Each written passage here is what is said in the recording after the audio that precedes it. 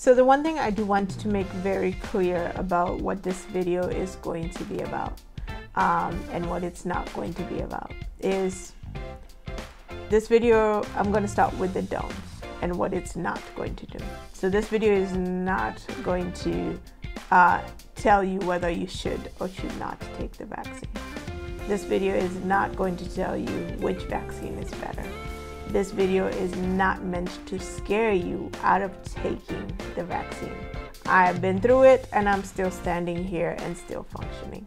So you as an individual can relax and be able to make an adult type decision as to whether or not you want to take this vaccine. The recipes, views, and opinions expressed in this channel are solely those of the speaker. They do not reflect, collaborate, or substitute the views and opinions of a medical health professional. Please consult a professional with any dietary concerns and inquiries prior to trying the recipes. Welcome to the channel.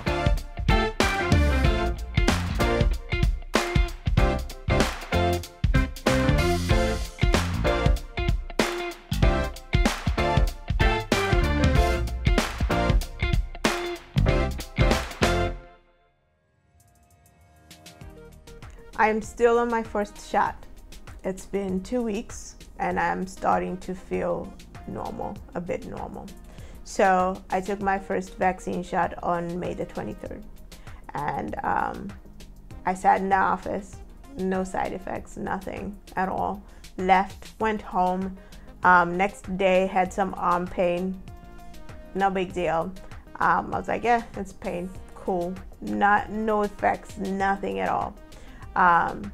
It was on May the 27th, which is like 4 days after that shot. And it was an afternoon. I was in front of my computer just working.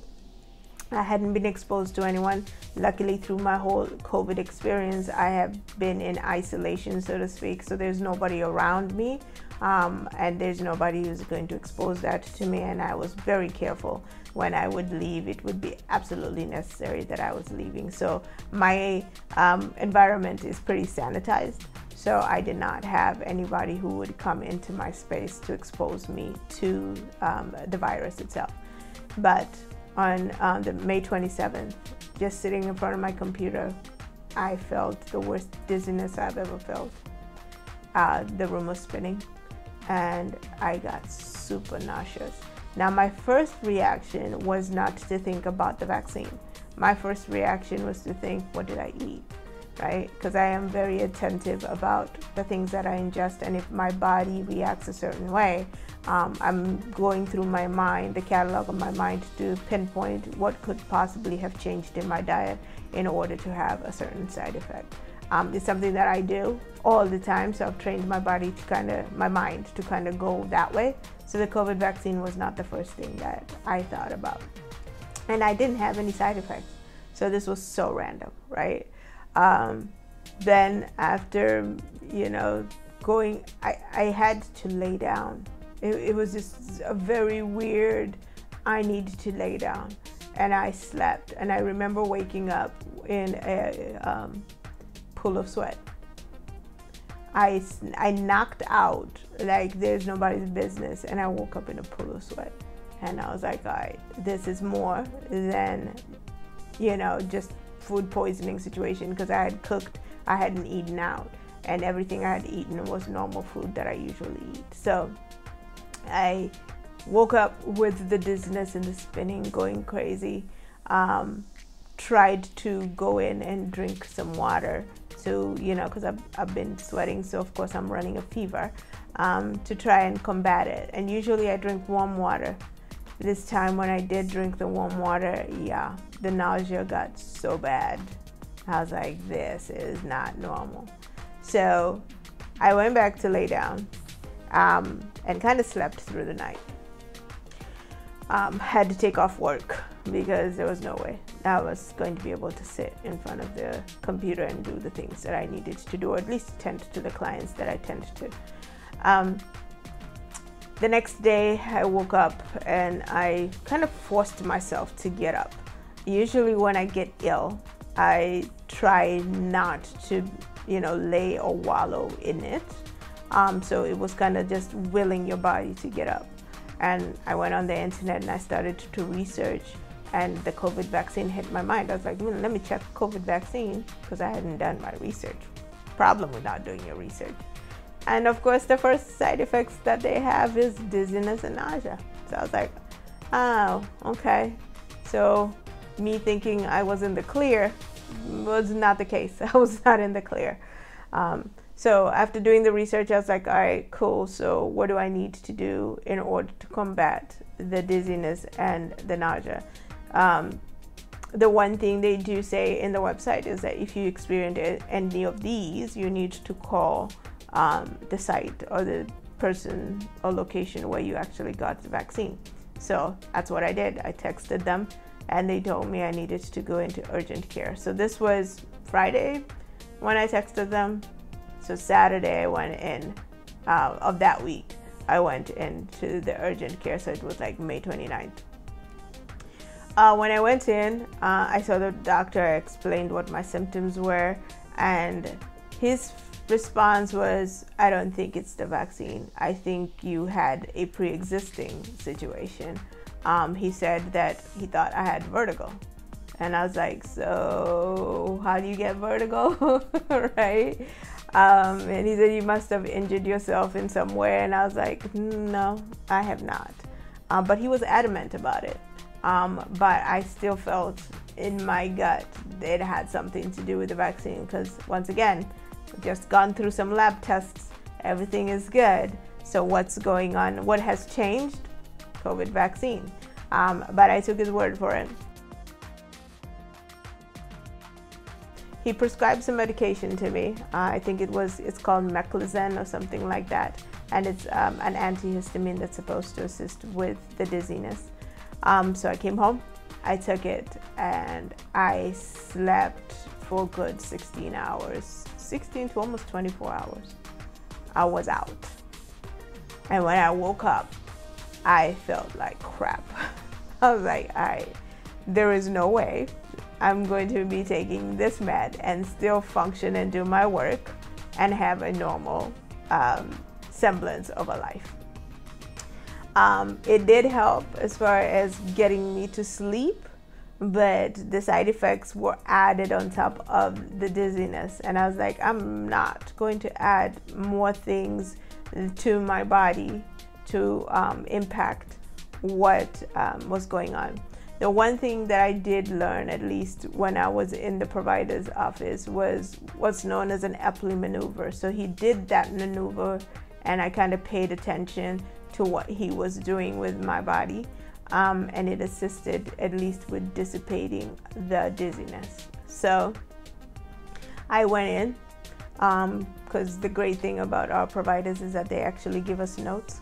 And so I went in and started doing research on the Eppley maneuver and started to execute that. So I'm going to pause here and I'm going to say this. The provider and the medical sources are the right people to go to for answers. Everything that concerns any dis-ease in your body needs to be addressed by a person who's a professional. I am not a medical professional. What I am is more of a holistic type individual. And this has been garnered through years of figuring out how my body works and what works with it. So I'm very attentive to temperature changes, mood changes, physical ability changes that are happening within my body. And as a result, I have developed methodologies that I go about to resolve any illnesses that I may have in my body on a natural state. Do I still depend on providers? Absolutely.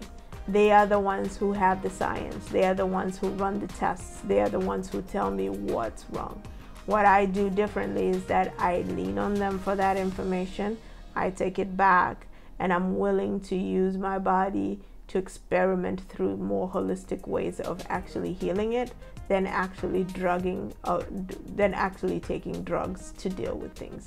So I'm an extreme case of an individual who will not take a medication for a headache unless it's absolutely necessary, not take medication for things like stomach upset unless it's absolutely necessary. So I don't jump to meds. I usually want my body to be able to build the tolerance it needs and the resilience it needs in order to deal with any dis-ease that the body goes through, which in turn means that I am willing to suffer for a few days, sometimes weeks, to be able to allow my body to do the things it needs to do. So, as I am talking through my side effects and the journey that I'm going through, it's because I am mentally willing to endure things, and I'm mentally willing to go to war, so to speak, with any infections or any bacterial things that are infecting my body before I actually see the doctor. Now, if you said that to a provider, they're going to tell you that's the dumbest thing you could possibly be doing with your body. But you know what? When you have faith, some things just work themselves out to say, are you sure? So I'm kind of one of those people. Are you sure? You're positive about that? And I'll put it to the test. So I'm a unique person in that aspect. And if you are not that kind of a person, please make sure you are leaning to your providers. Even if you are that kind of person, lean to your providers and know your body limits. Know when your body is like, that's it. Because I know when my body is saying, that's it. I usually will go in for an intro, tell me what's going on, and then I will run my own kind of, experimental things. And then when the body is just not fixing, then I will resort to taking the meds. So I wanted to put that disclaimer out there so that you guys can be sure about what's going on. So I took the meds that the doc had prescribed to me for about 2 days. Hated it, hated how I felt, and made the conscientious decision to get off it completely. One, because I know I can do some serious Googling based on the fact that he has given me medical records. So my provider gives me medical records. So I will Google holistic ways of dealing with certain ailments based on the notes that he has written. And so I went on the internet, as I always do, and I searched for holistic remedies that assist with vertigo, because that's what he said I had. And so the Eppley maneuver was the maneuver that kept coming up.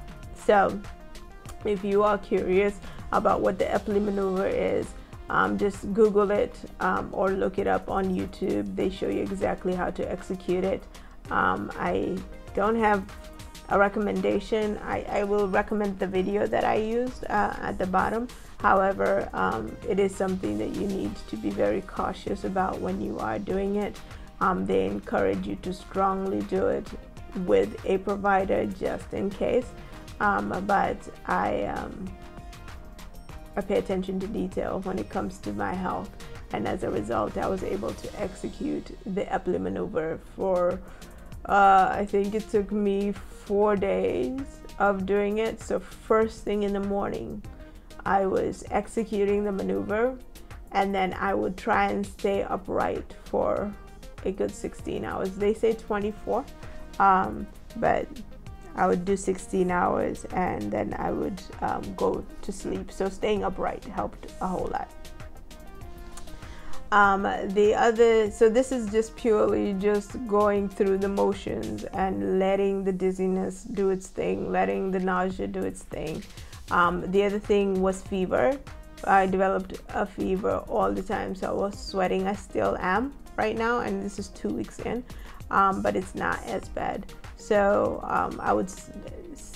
I'd feel cold when it was hot, pretty much, and then I'd feel hot. It was this constant shift as far as temperature is concerned. The other thing I noticed was if I would take anything that's hot, my body would react hotly. The logic that I have as far as illness is concerned is, not to do the opposite of the heat. I let it run its course unless it gets dangerously hot. So being able to know how high or how hot I am and knowing the limits of it is important. So I kept things at room temperature. So food, fruits, everything is at room temperature. Nothing extremely hot, nothing extremely cold, just room normal temperature. So that was my introduction. I spent a lot of time sleeping and resting. And then once the effects of the drug had worn out, I started kicking into overdrive now. It was like get up and get moving, because if you lay down, you may lay down for way too long. So I started keeping my normal routine, and that is what I will be documenting for you guys to see. Hopefully this information will assist you, but I haven't got to my second shot yet, and hopefully when I do get to the second shot, I'll be able to give you guys a full view of exactly what it looks like to come down with the side effects of COVID and how to get to the other side, or basically walk through the tunnel of darkness to get to the light in order to get back to normal. So hopefully this information helps you guys, and I really appreciate you guys taking the time to sit here and listen to me talk about my journey, and hopefully it will assist you guys to get your body right and get back to normal, because we need to get back to normal as soon as possible. So yeah, hope you enjoy this and as transparent as possible. Please be sure to subscribe and hit that bell icon to be notified when I post new videos. If you are interested in any of the recipes that I have going on, please do check out my website. Also follow me on my social media, because I do post most of my day-to-day meals there as well. I'm hoping, once again, this is going to be informational for you guys, and your body is your temple. So how you take care of it is how it will manifest and actually produce for you. So keep strong, keep healthy, and as always, stay blessed. We will see you on the next video.